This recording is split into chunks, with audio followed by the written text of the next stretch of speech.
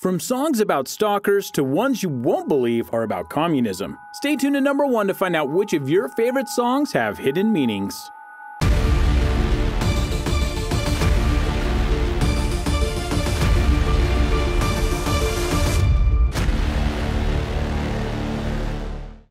Number 10.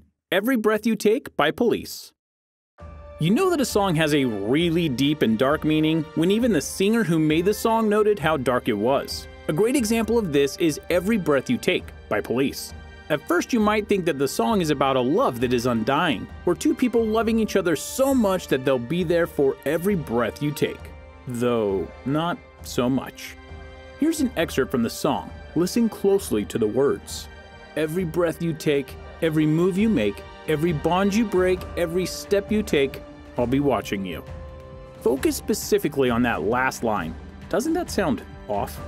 That's because the hidden meaning of the song isn't that it's about two lovers, it's about a stalker. Yeah, you didn't see that one coming now, did ya? Yep, Police wrote a song from the position of a possessive stalker, which is definitely not your typical love song. Even Sting, the leader of Police, noted that this was a very sinister and ugly song, making it clear that you really need to pay attention to your favorite songs before you dedicate them to your significant other. Number 9. Closing Time by Semisonic. The irony of hidden meanings is that sometimes you really don't get what they mean until the singer themselves comes forward to reveal the truth. In the case of Closing Time by Semisonic, this was a hit song in the 90s and was a theme at many bars when it was time to close. When you hear the words closing time, you likely think about how it's last call and it's time for everyone to go home. And sure enough, that's what everyone thought for a long time, until they dived into the words just a little bit more, because they found a lyric that honestly didn't make sense. Time to go out to the places you will be from. Confused? Don't worry, I'll explain.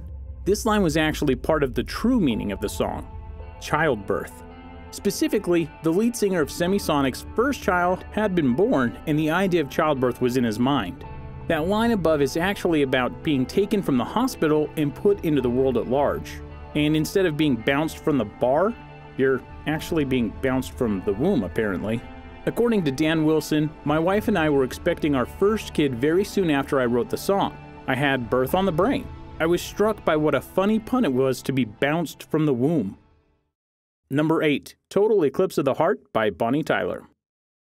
Before we hear about this bizarre hidden meaning, take a moment to like this video and join the Zero to Hero community by hitting that subscribe button below. Sometimes it's clear that a love song is a love song, and Total Eclipse of the Heart is most definitely a love song. But it's not exactly a human love song. How does that work? Simple. It was really a love song for vampires. No joke. The writer of the song, Jim Steinman, was working on a musical Broadway called Nosferatu. The musical failed horribly, but the song was in Steinman's head when he was trying to make a new track. With Total Eclipse of the Heart, I was trying to come up with a love song, and I remembered I actually wrote that to be a vampire love song. Its original title was Vampires in Love, because I was working on a musical of Nosferatu, the other great vampire story. If anyone listens to the lyrics, they're really like vampire lines. It's all about the darkness, the power of darkness, and love's place in dark. So yeah, that's a thing. You almost have to wonder why it wasn't put in Twilight. Number 7. Wake Me Up When September Ends by Green Day. Green Day has come up with some very impactful songs during their time in the spotlight, and sometimes you need to look deeper into the lyrics to understand what's going on. Wake Me Up When September Ends is a track that has found a lot of different meanings depending on who's listening to it. But in truth, it has a very personal meaning to lead singer Billy Joe Armstrong. Mainly, it's a song where he pays tribute to his father who had passed away when he was a child.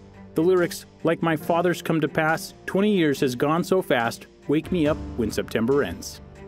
The song is about loss, and the music video was about the loss caused by war, but it's also about the loss we suffer in our personal lives and then find ourselves wondering how it's been so long since they've been gone. Number 6. Like a Virgin by Madonna. Oh boy, Madonna.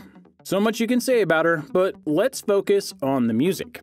Which is interesting because one of her all-time tracks is called Like a Virgin. And when sung by this amazingly talented singer, people have heard various unique descriptions as to what it means. Some feel it's about a guy. Others think it's about a girl.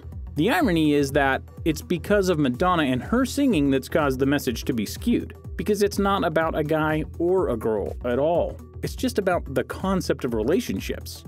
This comes from the guy who actually wrote the song, Billy Steinberg.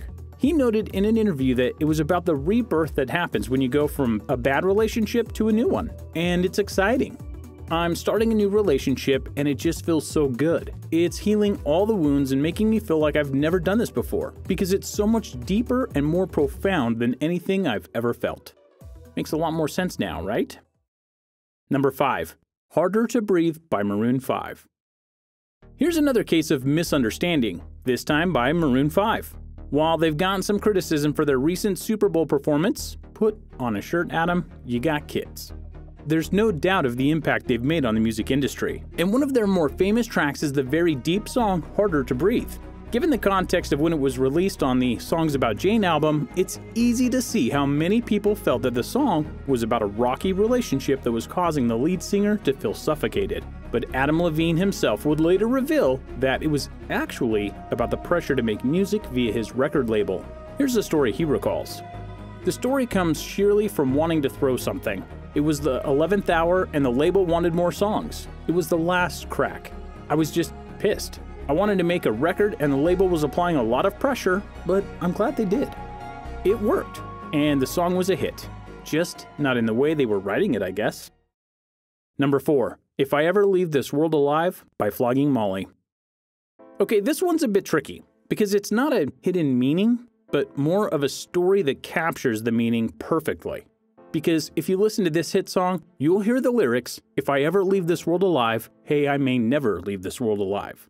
David King, the lead singer of Flogging Molly, recounts that one time when a young boy learned to play the song. He went to an open mic night and played it in front of an entire audience. But then, on his way home, his life was taken in a car accident. At that same moment, the boy's uncle was in the hospital, basically on his deathbed, because he needed a heart transplant. And he woke up after the car accident to find that he was going to get a new heart from the nephew that had just passed away.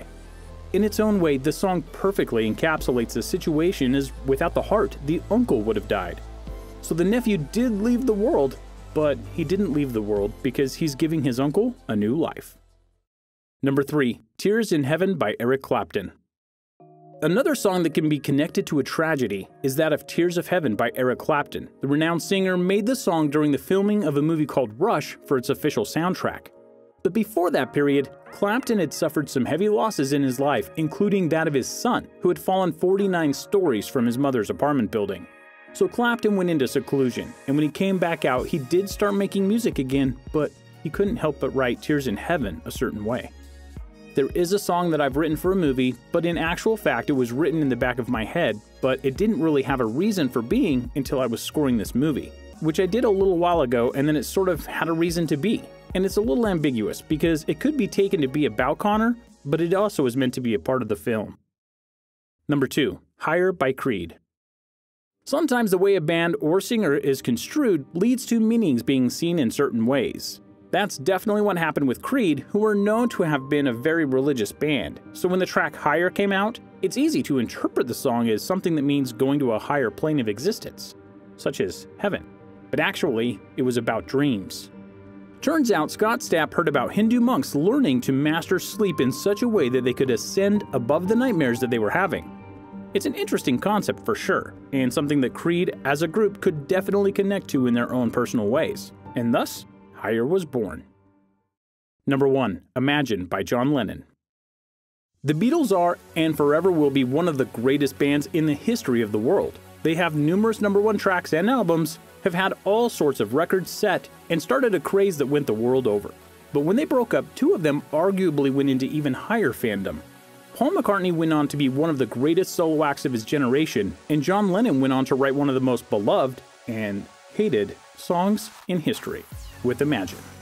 This song was so beloved that Rolling Stone itself said it was the 3rd greatest song of all time. Very high praise. But for those who actually listened to the song, and more accurately, listened to John Lennon, his purpose for the song was quite clear. Mainly, it was a song about the manifesto of communism, which was quite rampant at the time of its release. The song was basically about everyone living together, not just in harmony, but with everyone having the same thing, which was the backbone of communist society, that everyone should have exactly what the other person has, which is nice in theory, but not in practice.